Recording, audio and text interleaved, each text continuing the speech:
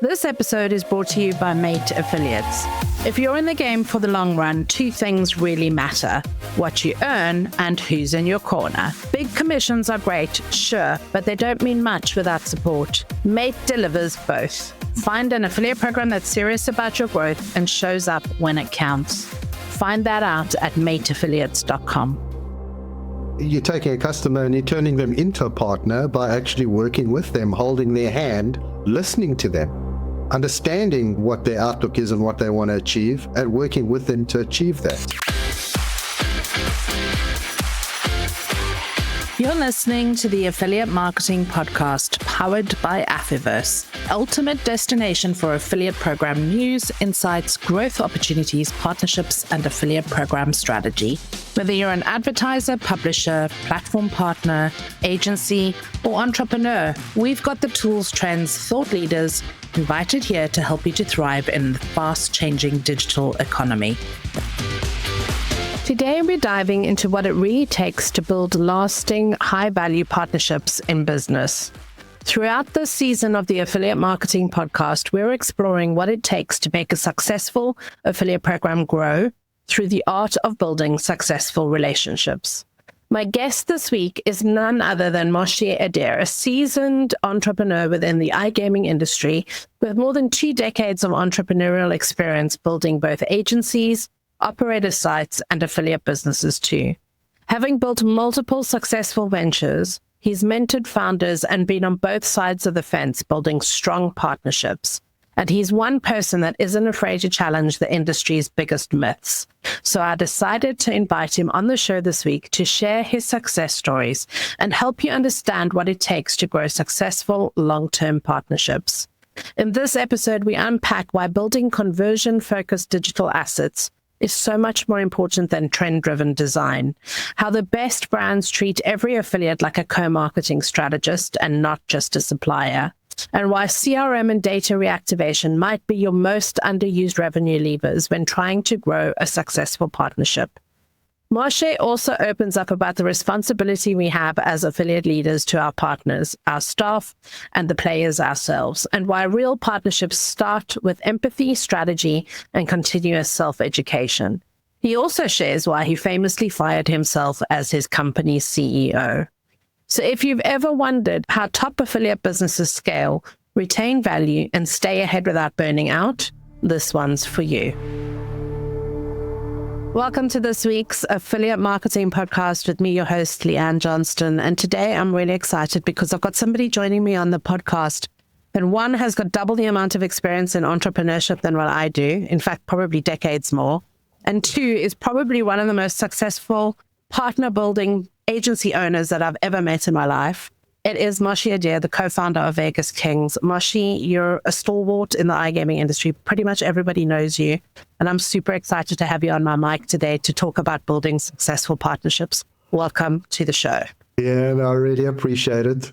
It's like you're a phenomenal person and you're somebody that I've always looked up to in this industry. And to sit here on a podcast with you and have a free-flowing discussion with you, that feels like an honor. Really does. Really happy to have you here. So let's get into the beginning, because I always start every podcast by allowing my guests to introduce themselves to my audience and tell us the story about how you landed up in iGaming, building partnerships as the co-founder of Vegas Kings.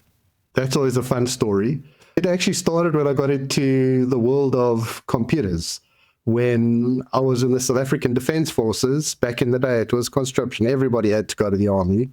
And there was this guy that was sitting next to me and he had this programming book and he was like reading this book all the time. And I looked over at him and I said, "What the hell is that?" And he showed it to me. It looked like Greek. And this was in 1989. And it was actually just DOS. It was a book on DOS. And I had never found a direction until then. That's why I went to the army straight after school. I didn't go study because I didn't know what I wanted to do.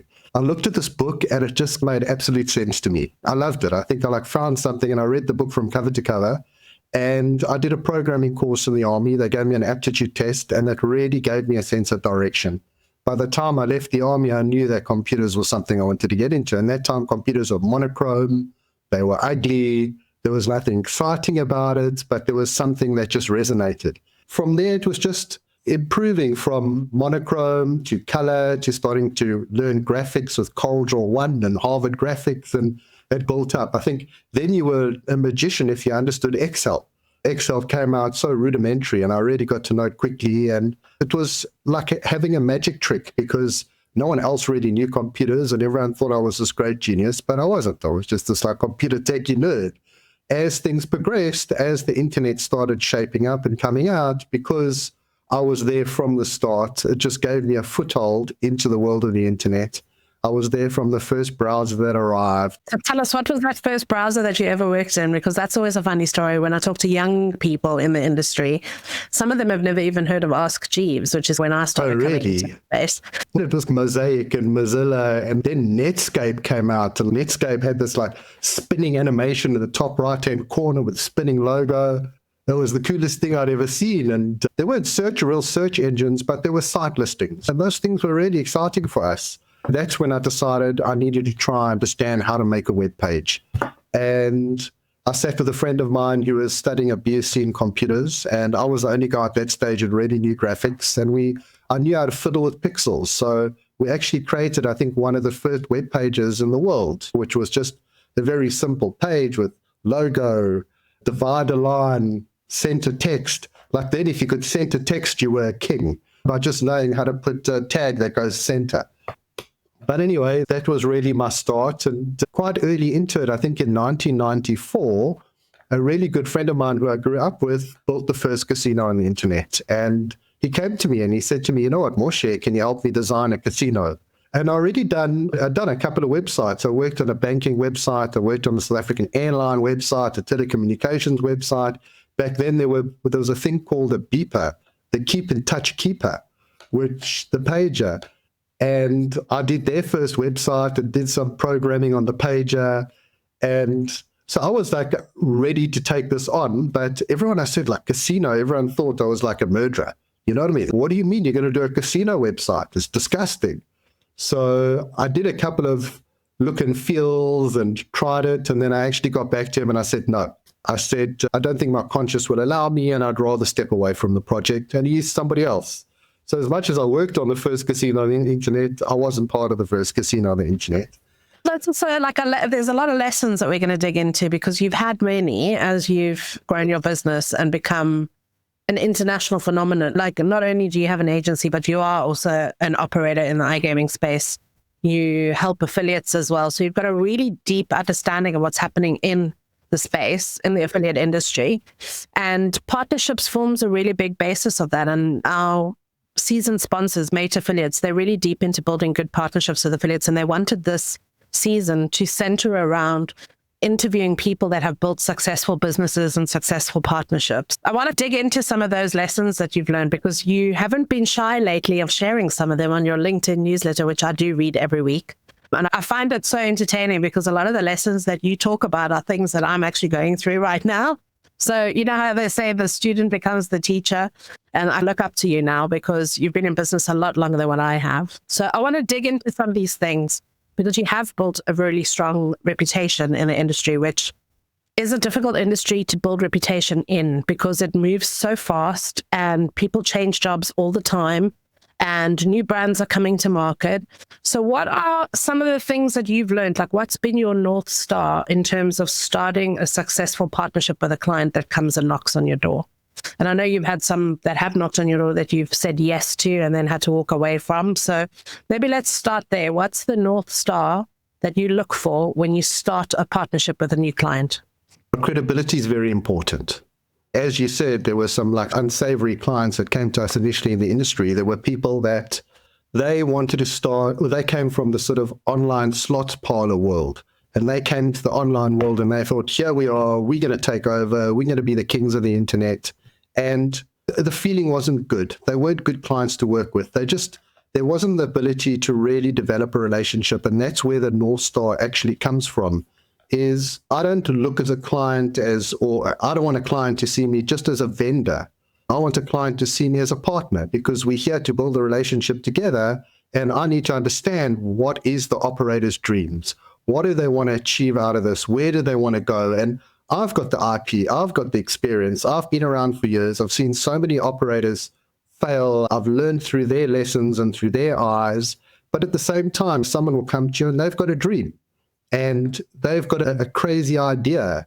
And I like to understand how I could leverage their idea and wrap my experience over that and build them the dream business that they want to achieve. And, there are a lot of people that don't want to learn and don't want to listen to the lessons that I have to impart. And simple things, even coming down to UX, someone will say, oh, this is the kind of theme that I want. I want to build the golden pyramid theme. And I'd explain to them, listen, the theme, unfortunately, is only going to resonate with 20% of your target audience. What about the other 80%? How do you find a brand that's going to speak to a larger audience? And a lot of people just they just don't want to listen. They really don't. And then we find that we just become the pen as opposed to the pen and the ink. We really want to help our clients. And I think a lot of the clients that we got now are clients that we've sustained, that we've developed partnerships with over a 20-year period. We've got clients that we've been working with forever, and we sustain them because we really understand their needs, and they listen to us, and we listen to them too. We need to understand what data they got, what are they achieving, what are their experiences in the market, and we can sort of wrap that and leverage that into our learnings to better improve their funnel. And that's really, I think, the North Star is building that strong strategic relationship. We're not just there to service them as a third party there today. You know what? Everything that you've just said, and I'm going to break it down into three things, because as you were talking, I was writing down my little bullet points because there was a lot that you unpacked there in the first 5 minutes. The North Star to building a successful partnership, and as you mentioned, some of your partnerships have lasted decades. And this is really it's a big issue in the affiliate industry, because everybody's chasing the first deal. They're never worried about what the 10th or 50th deal looks like with that partner. And they're too short-sighted to actually build the kinds of relationships that sustain businesses longer term. Your business is only successful because you retain your clients for a very long time and you build those strategic partnerships. What I heard from what you said, which I'm just going to re-summarize back for the audience, is go with your gut, get really intense into the feels of, is this a good partnership? Are these people coming to you with good feels? Are they willing to listen and learn from you? And the second thing is, don't just be the pen and the ink to your client, because that's the way that you can actually wrap yourself around and help their dreams to happen. And I'm talking about this in the sense of affiliate managers coming to affiliates and affiliates coming to affiliate managers. Like, these are practical, real world examples of how to build a partnership that sustains your business and is built to last. And then the last thing is understand the needs. And often we do that one-sided as affiliate managers. We know what our needs are. We know what we need the affiliate to do for us, but we don't actually understand what the needs are of the affiliate in order to deliver that. So I think those are three really powerful tips that you've just blurted out in the first 5 minutes. And you were worried that you weren't going to have enough to say. So I think, that's really powerful stuff that you've just shared. And I just want to pause and be with that for a minute, because it sounds so simple, and yet we don't do it in our daily lives. And these are the things that actually build successful businesses. So what are some of the things that you've seen evolve dramatically? Because obviously when you started your business, you said you had a couple of clients that came to you with bags of cash, promising you the world and wanting to do amazing things. But when did you start to discern and know when to walk away from a partnership? What was that experience like, and what did you learn from it? Sure. I just want to, before I get to that answer, what we had decided was early on that we wanted to be a boutique agency. If we wanted to build a massive business and we wanted to service every potential client that we can get and run out there and hammer the marketing and hammer sales, you lose the essence of that boutique consultancy, someone that can really add value to your clients. So we had to decide that there was a certain type of customer that we're looking for. And we wanted to go for credible operators. We wanted to go for the regulated market. And we just put in a few kind of stopgaps that would allow us to pick the right clients and not overextend our business so we can really focus on those clients. And those were the core tenets that allowed us to keep those customers forever. And also at the same time, those customers are feeding that information back to us and we're learning. So again, we just needed to be able to pick the right client base going forward. And the only way to do that was stay boutique. And we're actually still exactly like that today. We haven't expanded into a massive company. We actually initially were a very large company, and I had tons of employees. And I even lost the feel of my own business. I'd walk in and meet people that I'd never met before in the company. And the internal politics are absolutely ridiculous. You know what I mean? Here I come, I wake up in the middle of the night, I think about this phenomenal idea for a client, I walk into an office and someone's coming to you and saying, my parking disk doesn't work. So I think by keeping a lid on what we wanted to achieve and staying very focused, it allowed us to pick those right clients. The same could be said for affiliate managers. Like everything that you're telling me, I'm going to just translate into like practical affiliate management. If you find the right partners, you don't have to be spinning your wheels getting every partner, okay? Because once you set your partner avatar and you're hyper-focused on who it is that you need to bring in and work with, you don't have to be doing a lot of admin trying to bring in new clients. And you can actually focus on retaining those relationships for longer and really squeezing out the juice of everything you can get from that relationship and that partnership as it continues to grow. Because nobody's business stays stagnant. As you said, your business grew exponentially. It is still growing exponentially. Your client roster is super impressive. And every program is going to grow the same as well. It's always going to continuously bring in new partners, new traffic sources, new campaigns, new relationships. But we tend to focus on net new because it's sexy instead of looking at just what the value is to retain. So just to answer another one of those questions, the biggest lesson was actually like understanding that your reputation is your most valuable asset in this tight little knit industry. Yeah. And one bad partnership can follow you for years. And I always say credibility is your biggest badge in gaming. Yeah. In any industry, it doesn't really matter what industry you work in. Credibility is credibility at the end of the day. And yes. I do find that affiliate managers, when they come into the industry, first or second job, they're not thinking about credibility long term. They're just working in their job 9 to 5. But we're all brand ambassadors for our business. And I mean, I've noticed that you've started to put out a lot more content recently as well, and sharing these stories of how you've built this incredible business and how you've built all of these successful partnerships with clients.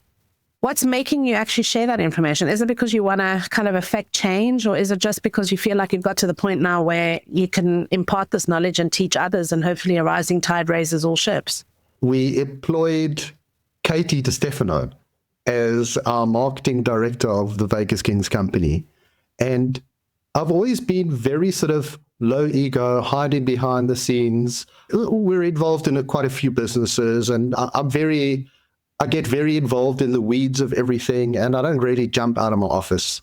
And she walked in and she said to me, Moshe, I don't understand this. I said, you're like a wealth of information. You've got all this understanding, you've got all this experience, and here you are sitting in your office not imparting it with anybody. You've got the right personality for it. You've got the right experience. You are that person. What are you doing? And I said to her, well, I don't really want to do it because I always felt if I'm sitting preaching and talking about things, how does it represent me? Do I look like a person with a big ego that's just trying to be on social media to try grow his following? And just didn't like that. I'm not an influencer. And she said to me, please, just make an effort. Just try one article. You don't have to do podcasts. You don't have to go speak at conferences. Just do one article. And I did it. And months have passed, and I actually love it. I've had such good feedback from people within the industry, and I feel that I'm helping a lot of people with the topics that I'm covering. And behind the scenes, so many people contact me every single day. I mean, the amount of people that email me on LinkedIn in one day is ridiculous. Like, I really find time to answer these people. But I've made great friends, and people are coming to me with ideas that I've never heard of. People are teaching me stuff on a daily basis, which I never thought I'd get back from it. So that has totally inspired me to go out there and deliver it. And I found that there is one topic that people really love, and that is the history of iGaming. No one has really spoken about the past. People are always actually shy about the past because the past was a different iGaming world. It was like an unregulated space. Operators were self-regulated. There's gray markets. There's this and that. And I think a lot of the people that founded the industry don't really want to mention their names, and they don't want to get into the media. But I think I found a way to interpret the stories and interpret the history in a way that's tasteful, in a way that resonates with everybody, but at the same time is teaching and giving back to the industry. So I'm definitely going to stick to that. I do spend a lot of time on the future. I spend a lot of time on innovation. I was very lucky to have been there from the beginning of the internet. And I am so inspired right now. It's something I don't even write about, and that is AI and the future of where the internet is going. And that is actually where I live in every single day. But I feel like I'm in 1994 again. And here I am at 55 years old thinking that instead of reversing backwards and now it's time to calm down, I'm actually not. Like now I'm super fired up. I'm rocking and rolling. I'm in the gym every day, and that's it. I call it the second harvest. Yeah, I mean, we've been in almost 4 cycles of what we call the internet. There was the kind of prehistoric age, which is when you and I came into the internet. Then there was tracking, like tracking started becoming a thing, and we could actually see everything in real time and get data from all of these clicks that were everywhere. Then we had the social media revolution where Facebook and Google and Meta and Instagram and all of these wonderful channels came in and dominated TikTok and everything else. Then we started looking at things like blockchain, no tracking, just like pieces of code that fly between different places. And now we're looking at AI. So I look at it as there's been 5 evolutionary cycles of the internet since we joined at the beginning. And this next evolution is going to be incredibly powerful. And I wonder how people like us who have the historical value of what's happened on the internet and have the understanding of how the internet has evolved, how we are going to view AI versus how new kids coming into the industry that have always had this kind of instant connection to any piece of information that they want, how they are going to be using AI. And I think it's going to be very different. The 2 generations are going to be very different about how they approach it, how they use it, how they implement it. And I'm excited to see that happen. I don't think you give yourself enough credit. I think that you're just techie and you're just involved as much as they are. And I think that you're way ahead of them because you've been using the TikToks and the Instagrams and the Facebooks along with them. It's not like there's this new generation that are born with this like genius brain that they're going to be somewhere else. I think that we're actually adopting it at a much quicker rate, to be honest. I think that we've got real life scenarios to leverage the AI into. We've got businesses that we can affect with AI. We've got customers that we can affect with AI. You've got these young guys that, yes, what are they doing with AI? Oh, they're searching with it. We're searching with it too. But we're actually leveraging it in real life examples. And I think that's going to allow us just to shoot a little bit further ahead than everybody else. And a lot of people say that AI is like the great leveler. Like, here's one person, he's much sharper, but now this other guy's got AI and it's bringing everybody up. I don't think it's like that. The reason why this guy is sharper, he's going to use AI too, and it's going to move everybody up like that. So I think that us old internet stalwarts are actually at the cusp of what we can do and achieve with AI. And that's why I'm just trying to be very positive about it. I think if you look at that doom and gloom scenarios where none of us know where it's going to go and what we're going to achieve with it, I don't believe any of us really know where it's going to go. But I think that we have to leverage it as much as we can. The thing is, you've got to explore it. And I think that's another thing that helps you build successful partnerships is that you have to want to explore what next. With your clients, with your affiliates, with your partners, with your customers, whoever you're building these partnerships with, to be successful, you have to be on the cusp of what can we do next and not just living in the present. And there's pluses and minuses to living in the future, okay? We forget to enjoy the present sometimes, and that's also a really key thing about building partnerships is don't forget to celebrate the mini wins that are happening right now, but also look to the future to go and build those partnerships out and expand further. And so you have to have that balance, I think. And I don't know if that's something that you and Ashley have built together, because obviously you started this business with your brother, but you also famously fired yourself as the CEO. So can you maybe tell us a little bit about what happened there and why you did that? I actually was never a great people's manager, and that's what I learned over time. It wasn't really about being able to manage people right or wrong, but I was everybody's best friend. I didn't have the aptitude to put people in line. I really needed to focus on innovation and new ways for the business to go. I wasn't the right guy to lead from an administrative perspective. And Ashley is an absolute legend. He was amazing. He actually ran the design studio. He was the creative director, but in fact, he actually was in the wrong position. He needed to actually lead the business. And obviously, there's also that element of ego and wanting to be number one and everything. That kind of kept me in the CEO position. But in time, I realized that's really it's not important. To be co-founder is actually just as good. And at the end of the day, Ashley was the right person to run the business. I have so much respect for the guy. I love him to pieces. And the two of us are actually so different, yet work together in perfect harmony. And we both found our positions within the business. And he's just such a good leader. And he's so good working with staff and working with people and working with the admin of the business. And I really I'm always looking at chasing the next shiny object. And you can't be a strong leader and CEO if you're always running after new objects. So he's also built a space for me to do what I need to do. And it just really was the right decision for me to step down as CEO. I remember I was playing golf with these 4 guys once, and they were CEOs of 3 of the biggest companies in South Africa. And I'd originally sold my first company. I was not doing much at that stage, and Ashley was running Vegas Kings. And they all said, "What do you do?" And I said, "Nothing." And they were more impressed with me than they were impressed with each other. You know what I mean? And then I realized, what really is the CEO name and what is that label? What does it achieve? And I'd already achieved a lot in life. For me, I think the number one achievement is being a great dad and being a great husband. That to me is the ultimate thing, and everything else underneath. And I'm not a big materialistic guy, so I don't need a massive company and I don't need the big labels behind me. So I found my space. And as long as I've got a Rubik's Cube to solve, I'm the happiest guy in the world. I love that. So there's a couple of tips in there too. So I'm going to just rewind quickly and list out all of these tips that you're giving for building successful partnerships. One is go with your gut. So really make sure that the people that you're bringing into your partnership program are the right people and that they have the same methodologies, ethos, understanding of what it is that they can do for your business. 2 is understand their needs. So make sure that they understand your needs, but also you need to do the work to make sure that you understand theirs. 3 is don't be the pen and the ink. So make sure that you're holistically building and investing in the partnership that you're building with these partners that you bring in. 2 is get hyper-focused on who your partner avatar is, because there's no point spinning the wheels trying to build a partnership with somebody that isn't even the right fit.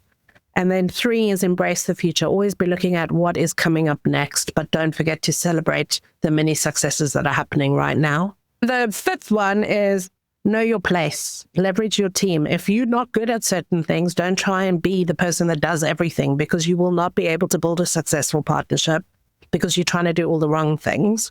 And the last one is lose the labels. I love that as a thing because, it's a very sales-driven industry that we're in. It's very target-heavy. It's very go out and get new and get more and build fast and bring in.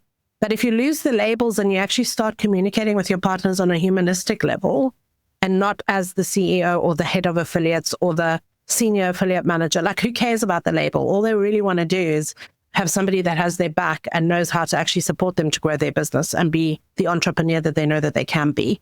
So lose the labels and really think about, how do I help this person on a humanistic level? That's 6 really great tips. I found a label for that. What is it? I've now called myself the Kingmaker, okay? Because I see so many amazing talents out there. I've seen some unbelievable people out there, and I don't need to be the king of anything. I'm happy within myself. I know what I've achieved, but if I could leverage my experience and my knowledge and whatever I've got into helping someone else platform them up, then I know that I've achieved a good job. That's a Rubik's Cube to solve too. So I'm working with some amazing founders and entrepreneurs at the moment, and I'm mentoring them and helping them through the experience. And I've actually never achieved such gratitude. I really love it. Every success that they have is a success of mine. And what it's done is it swoops me up with their success. I love that. There's a joy in helping others. And as an account manager in an affiliate program, you need to be able to enjoy that joy. And you need to take those moments and actually go, I did that. Look back at a partner that you brought in that maybe was doing 10 players a month and now is doing 150. You need to take those moments and you need to look at it with joy and go, I helped develop that. That's where this partnership has gone to. We don't value time so much in our industry as account managers because time is irrelevant. It's fast, it's fleeting, it's moving. But the time that gets invested into building successful partnerships is just as valuable as the money. And I think that's important to take stock of. And I hope that everybody listening here is tuning into this and actually looking at the value that you add to your business as well with the time that you spend in it. For me, this industry, I've been in it for 20 odd years.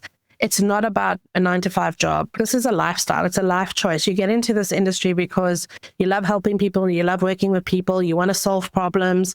You're eager to learn and keep learning. If you don't have those core principles built into your DNA makeup, you're in the wrong job. So we've given 6 great tips already in the first 30 minutes. For the last couple of minutes, I want to talk about some of the things that you think the future looks like, because you've had so much experience and you do know the history of how the internet began, which is a very rare thing and it's not written down in textbooks. I want to do a quick rapid fire round with you just so you can leave everybody with a few more golden nuggets. Okay, so the first question I'm going to ask you is, what is the best piece of partnership advice that you've ever received? Treat every client like a partner and not a customer. What's the difference between a partner and a customer? You're taking a customer and you're turning them into a partner by actually working with them, holding their hand, listening to them, understanding what their outlook is and what they want to achieve, and working with them to achieve that. If it's just a customer, it's me just preaching to them and just creating whatever my actual dream is. Also, just initially, I know it's rapid fire and we're going a little bit into the weeds here, but initially design. If someone comes to you for design, even these affiliate websites and everything, people want a design. And I'm sitting here as a designer thinking, oh, I'm a great designer, I do very well, I'm great at what I do, and I'm going to give you a design that I feel is the most exquisite looking design in the world. And right now there's a design trend out there, and this trend is about using abstract specific visuals. So I'm going to build an abstract visualized website for you, and I just go and do it. What is that? You know what I mean? It's not actually being strategic. It's not looking at the client, looking at their target market. What is the customer? Understanding that your job is to specifically build a conversion vehicle. You need a funnel that is going to convert. And this business is, especially the affiliate business, is every cent invested needs to have a return. It needs to have a click. And our websites are not, it took us a while to get away from the design mentality and think, how do we build websites that are conversion vehicles only? Yes, we can bring in the design elements, but the strategy behind the conversion is absolutely everything. Your click to conversion, your click to download, your FTD, those are all the most critical points in the business. And that's what a website is for. And it starts all the way from the banner right down to the blog, to the advertising post, to the social media post, whatever. Every single thing has to work in harmony and has to be built around a strategy that is 100% there for the customer. And that is when you step away from being just a vendor to being an actual partner. Yeah, I love that. Love that description. And it also changes your mindset about how you care about your customer. Because when you're supplying a service for a fee, you're not emotionally and mentally vested. Whereas when you're working with a partner, you actually give a damn about what the results of the delivery that you're being paid for is actually going to deliver. So really change that mindset a little bit. I love the analogy that you've given. Next big question is, biggest industry myth that you'd like to bust? Yeah, there's definitely a few, but you know what? Everyone thinks that affiliate marketing is easy. Just put up a website and let's buy traffic. That's absolutely rubbish. That's the biggest myth. The best affiliates are brand builders. You sort of create genuine value for the player. And it's really like even grabbing a user directly from a banner and sending them straight to the affiliate website, you don't know who that customer is. You've built no touch point, no relationship. You actually haven't built any IP by acquiring that player into your business and then driving them to multiple offers over time. You know, I'm very serious about the affiliate business, and we've done so many strategies within this business for the last 25 years since we've been in it. And that is the biggest myth, is everyone thinks, let's just buy traffic. And it's actually the hardest industry I've ever been in. It's tough. One tool or resource that you couldn't live without? hands down, WhatsApp. It sounds simple, but it's how sort of real business is done on a global industry. LinkedIn is not far behind, but you can imagine WhatsApp is your touch point to every customer and client in 1 second. And I think that's changed the game for me, and it allows me to communicate to the whole world. It also allows you to become more efficient because it's yes, no. Yes, I'm going to do this. No, I'm not going to do that. Or yes, I've passed it on to somebody who can help you. And yes. I love that because I don't have time for long conversations and millions of meetings and telephone calls. I mean, no affiliate manager has time for any of that stuff. If you could change one thing about the affiliate gaming industry tomorrow, what would it be? That is easy. Okay. This is something that's close to my heart. Is that there needs to be more focus on responsible gaming education. Yes. And education underlined. Yes. Like just education. Absolutely. Like people don't do player development strategies, nothing. And I think there's so much could be leveraged and brought to the industry. And I think it's happening. There are a lot of people trying, and I love it. I love seeing it, and I support it all the way. We have an obligation to our players. And I think that's the core focus from that perspective. And an obligation to our staff. Like I invest a lot of time and money training my own staff and training myself so that I can train my staff and training other people's staff. We even get agencies asking us to train their staff, and we're an agency ourselves. For me, education is key, and it really is one of the things that I would like to see more companies investing in, because we're in such a fast-paced, fast-moving industry. And this is gaming, e-commerce, B2B SaaS, it doesn't really matter. Online is fast-moving, and therefore education has to be continuous. What we do 6 months from now is very different to what we're doing today, because everything around us is changing all the time. And that also takes a degree of, and I'm going to be quite blunt, it takes a degree of self-led learning as well. If you're in this industry, you need to be investing in yourself. You can't wait for your boss to send you on a training course. Like you need to be dedicating an hour a week at least to be looking at and or playing with and or investigating new tools, products, platforms, whatever. Like you really do need to invest in yourself as well. That one thing that people are not looking at is, I love CRM. I think CRM is phenomenal. There's so much nuggets in that data. Like I was sitting with the OptiMove guys the other day, and I was going through their full platform, and I could not believe the amount of data that's available to you and how you can split your data up and speak to everyone in a different way. And we've seen like sometimes a 30% uptake in revenue just by being able to talk to your customers and reactivating data, reactivating old players and databases. And those are the things that I think people really need to spend time on, because everyone is doing the stock standard ad campaign. Everything is just simple stock standard. People aren't even A/B testing campaigns, A/B testing landing pages. There's so much that I see, and I work with operators that are really smart. We're in the affiliate game too, and we try so much, and we're testing all the time, and we live in the data. And the data is almost like a roadmap to success. And I really wish that people would spend time educating themselves on exactly that. It's a great place to stop. I think that's another final point for how to build a great partnership, is go and invest in the data. So you've given us, I think, 7 or 8 nuggets here, which I'll have to go back and tally up. But it's been amazing to have you on this podcast. I wish we had a lot longer, because I'm pretty sure you and I could talk about a lot of other things as well and glean more information out of you. But it has been a real pleasure to have you on this podcast with me today, Moshe. And I really value the fact that you're happy to be vulnerable and share some of the stories and some of the things that you've learned in building your business successfully over the last couple of decades. So thank you so much for being on the podcast with us, talking about how to build successful partnerships. It's been great to have you. It's an absolute pleasure. And I can't wait to actually see you at a conference soon and just carry on this chat between ourselves. It's brilliant. You're a champion. Good. And I really appreciate what you're doing for the industry and what you're giving back. Thank you. Thanks again to our sponsor, Mate Affiliates. If you're sending traffic, there's really only one question. Does it convert? Mate delivers industry-proven brands that come backed with lightning-fast platforms, great CRMs, and some serious player retention. That means more value from every click. Find them at mateaffiliates.com. Looking to level up your affiliate program management skills? Join the Affiliate Manager Performance Program, or AMP as we call it, a 12-week mastermind for affiliate program managers.